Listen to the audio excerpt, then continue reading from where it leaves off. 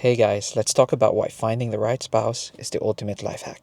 Number one, you have a built-in support system. So imagine having someone who's always got your back, kahit anong problema. That's what the right spouse does.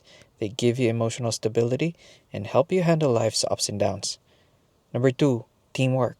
Pag align kayo sa goals and values, you become an unstoppable team. You push each other to grow and achieve more and build the life you both want.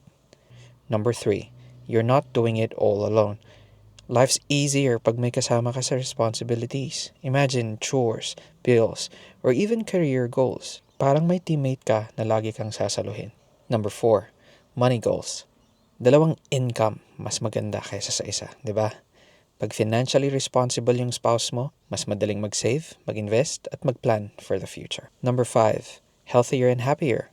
Happy marriage equals better health. May studies na nagsasabi na mas healthy at mas matagal ang buhay pag masaya kayo together. Plus, may nagpapaalala sa'yo na mag-exercise at kumain ng tama.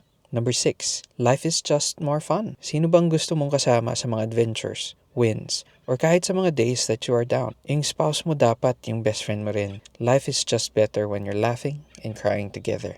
Number 7, stronger together. Pag may challenges, kayang-kaya pag magkasama. Financial problems, health issues, or kahit anong struggles pa yan, mas madali ang laban pag may partner ka. Number 8, they bring out the best in you. Yung tamang spouse, sinasabihan ka ng totoo, sina-challenge ka to grow, at pinaparamdam sa'yo na kaya mo. They inspire you to be better. Number 9, legacy goals. If you both decide na magkaroon ng family, solid foundation yung happy marriage para sa kids. Plus, you're teaching them what a healthy relationship looks like. Number 10, ultimate life hack. A great marriage isn't just about love. It's about partnership.